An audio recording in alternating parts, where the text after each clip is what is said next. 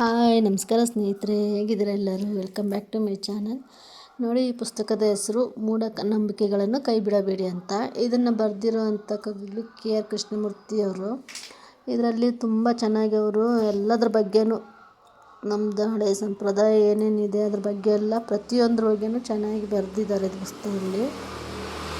ನಮ್ಮ ಪೂರ್ವಜರು ಮಾಡಿರುವಂತಹ ಮೂಢನಂಬಿಕೆಗಳ ಪದ್ಧತಿಗಳ ಬಗ್ಗೆ ಪ್ರತಿಯೊಂದು ಬಗ್ಗೆ ಅದರದ್ದೇ ಆದ ಒಂದು ವಿಶೇಷತೆ ಇದೆ ಅಂತ ತುಂಬ ಚೆನ್ನಾಗಿ ಪುಸ್ತಕದಲ್ಲಿ ನಮಗೆ ತಿಳಿಸ್ಕೊಟ್ಟಿದ್ದಾರೆ ಇವರು ಕೃಷ್ಣಮೂರ್ತಿ ಸರ್ ಅವರು.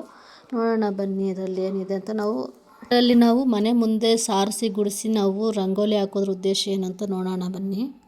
ನಾವು ಮನೆ ಮುಂದೆ ಯಾವುದಾದ್ರು ಶುಭ ಕಾರ್ಯ ಇದ್ದಾಗ, ಹಬ್ಬ ಹರಿದಿನಗಳ ದಿವಸ, ಮತ್ತು ಏನಾದರೂ ಉತ್ಸವಗಳ ದಿವಸ ಇದ್ದಾಗ, ಮದುವೆ ಶುಭ ಕಾರ್ಯಗಳು ನಡೆಯುವಾಗ ಅವತ್ತು ನಾವು ಮನೆ ಮುಂದೆ ಸಾರಿಸಿ ಕಲರ್ಫುಲ್ ರಂಗೋಲಿಗಳನ್ನು ಹಾಕಿ ಎಲ್ಲ ಮನೆಯನ್ನು ಅಲಂಕರಿಸ್ತೀವಿ. ಮುಂಚೆ ಎಲ್ಲ ಹಳ್ಳಿಗಳಲ್ಲಿ ಮಂಗಳವಾರ ಶುಕ್ರವಾರ ಬಂದರೆ ಸಗಣಿಯಿಂದ ಸಾರಿಸಿ ರಂಗೋಲಿ ಹಾಕ್ತಿದ್ರು. ಆದರೆ ಈಗೆಲ್ಲ ಸಿಮೆಂಟು ಟೈಲ್ಸ್ ಇದೆಲ್ಲ ಬಂದಮೇಲೆ ಸಾರಿಸೋದೇ ಕಡಿಮೆ ಆಗಿಬಿಟ್ಟಿದೆ, ಸಗಣಿ ಹಾಕಿ ಸಾರಿಸೋದು. ಆದರೂ ಕೆಲವು ಸಂಪ್ರದಾಯಸ್ಥ ಮನೆಗಳಿದ್ದಾರೆ, ಈಗಲೂ ಮಂಗಳವಾರ ಶುಕ್ರವಾರ ಮನೆ ಮುಂದೆ ಸಾರಿಸಿ ರಂಗೋಲಿ ಹಾಕ್ತಾರೆ. ನೋಡೋದಕ್ಕೆ ಎಷ್ಟು ಚೆನ್ನಾಗಿ ಕಾಣ್ತಾ ಇರುತ್ತಲ್ವ ಅದು ರಂಗೋಲಿ ಸಾರಿಸಿ ರಂಗೋಲಿ ಹಾಕಿರೋದನ್ನು. ಏನೋ ಒಂಥರ ನೋಡ್ತಾ ಇದ್ರೆ ಮನಸ್ಸಿಗೆ ಒಂಥರ ಸಮಾಧಾನ, ಕಣ್ಣಿಗೆ ಆನಂದ.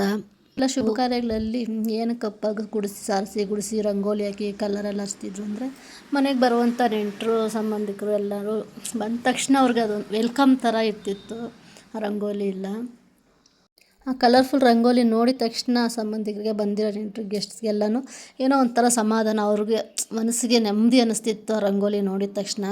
ಮತ್ತು ಅದೊಂದು ಉದ್ದೇಶ ಅಲ್ಲ, ಇನ್ನೊಂದು ಉದ್ದೇಶ ಏನಪ್ಪ ಅಂದರೆ, ಮನೆ ಮುಂದೆ ನಾವು ಈ ಥರ ಸಗಣಿಯಿಂದ ಸಾರಿಸಿ ಗಂಜಲಾಗಿ ಸಾರಿಸೋದ್ರಿಂದ ಯಾವುದೇ ಕೆಟ್ಟ ಕ್ರಿಮಿಕೀಟಗಳು ಬರೋದಿಲ್ಲ ಮನೆ ಒಳಗಡೆ ಅಂತ ಹೇಳ್ತಾರೆ.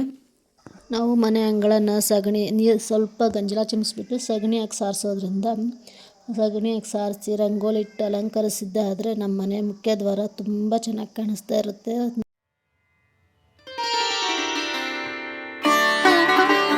ಕಲಾಭಿಮಾನಿಯಾದ ಗೃಹಿಣಿಯು ತನ್ನ ಕಲಾಕೌಶಲ್ಯವನ್ನು ಪ್ರದರ್ಶಿಸಲು ರಂಗವಲ್ಲಿಯ ಉತ್ತಮ ಅವಕಾಶ ಕಲ್ಪಿಸಿಕೊಡುವುದು ಅಂತಲೇ ಹೇಳ್ಬೋದು. ಹೆಣ್ಮಕ್ಳಿಗೆ ಇದೊಂದು ಉತ್ತಮ ಹವ್ಯಾಸ ಅಂತಲೂ ಹೇಳ್ಬೋದು. ಆಗಲೇ ಸಾರಿಸಿದ್ದಾದಮೇಲೆ ಮನೆ ಮುಂದೆ ಸಾರಿಸಿದ ಬಳಿಕ ರಂಗೋಲಿ ಇಡದೇ ಇದ್ದರೆ ಅದು ಮನೆ ಮುಂದೆ ಒಂಥರ ಅಶುಭ ಅಂತಲೇ ಅನ್ನಿಸ್ತಾ ಇರುತ್ತೆ. ಈಗ ನಾವು ಮನೆ ಮುಂದೆ ಸಾರಿಸ್ಬಿಟ್ಟು ಹಾಗೆ ಖಾಲಿ ಬಿಟ್ಟಿದ್ರೆ ಅದು ನೋಡೋಕ್ಕೆ ಒಂಥರ ನೋಡೋಕ್ಕೆ ನೆಗೆಟಿವ್ ಎನರ್ಜಿ ಪಾಸ್ ಆಗ್ತಿದೆಯೋ ಇಲ್ಲಿ ಅಂತ ಅನ್ನಿಸ್ತಾ ಇರುತ್ತೆ. ಅದೇ ರಂಗೋಲಿ ಹಾಕಿದ್ಮೇಲೆ ನೋಡಿ ಎಷ್ಟು ಲಕ್ಷಣವಾಗಿ ಕಾಣಿಸ್ತಾ ಇರುತ್ತೆ ಮನೆ ಮುಂದೆ ಅಲ್ವಾ ಸ್ನೇಹಿತರೆ? ಅದೇ ರಂಗೋಲಿ ಹಾಕಿಲ್ಲದ್ರೆ ಏನೋ ಒಂಥರ ಅಶುಭದ ವಾತಾವರಣ ಇದೆಯೇನೋ ಇಲ್ಲಿ ಅಂತ ಅನ್ನಿಸ್ತಾ ಇರುತ್ತೆ. ನಾವು ನೋಡೋ ನೋಟದಲ್ಲೇ ಮನೆ ಮುಂದೆ ವಾತಾವರಣ ಹೇಗಿದೆ ಅಂತಲೇ ಹೇಳ್ಬೋದು. ನೇರವಾಗಿ ಈ ಸಂಪ್ರದಾಯನ ನಾವು ಮೂಲೆ ಗುಂಪು ಮಾಡೋ ಹಾಗಿಲ್ಲ, ಅದು ಸರಿನೂ ಅಲ್ಲ ಮೂಲೆ ಗುಂಪು ಮಾಡೋದು. ಇದು ಎಲ್ಲ ಧರ್ಮೀಯರೂ ಮಾಡ್ಬೋದು, ಈ ಸಂಪ್ರದಾಯನ ಅನುಸರಿಸ್ಬೋದು.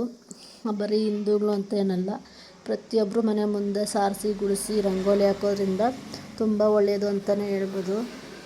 ಯಾವುದೇ ಕೆಟ್ಟ ಕ್ರಿಮಿಕೀಟಗಳು ಮನೆ ಒಳಗಡೆ ಪ್ರವೇಶ ಮಾಡೋದಿಲ್ಲ. ನಮ್ಮ ಪೂರ್ವಜರು ಮಾಡಿರೋ ಪ್ರತಿಯೊಂದು ಸಂಪ್ರದಾಯದಿಂದನೂ ಅದರಿಂದ ಏನೋ ಒಂದು ಒಳ್ಳೆಯ ಉದ್ದೇಶ ಇಟ್ಕೊಂಡೇ ಮಾಡಿರ್ತಾರೆ ಅವರು ಅಂತ ಹೇಳ್ಬೋದು ನಮ್ಮ ಪೂರ್ವಜರು. ಓಕೆ ಸ್ನೇಹಿತರೆ, ಈ ವಿಡಿಯೋ ಏನಾದರೂ ನಿಮ್ಗೆ ಇಷ್ಟ ಆಗಿದ್ದರೆ ಒಂದು ಲೈಕ್ ಮಾಡಿ, ಶೇರ್ ಮಾಡಿ, ಸಬ್ಸ್ಕ್ರೈಬ್ ಮಾಡಿ. ಇದೇ ಥರ ವಿಡಿಯೋಗಳು ಬೇಕು ಅಂದರೆ ಕಾಮೆಂಟಲ್ಲಿ ತಿಳಿಸಿ ಮಾಡ್ತೀನಿ ವೀಡಿಯೋಸ್ನ.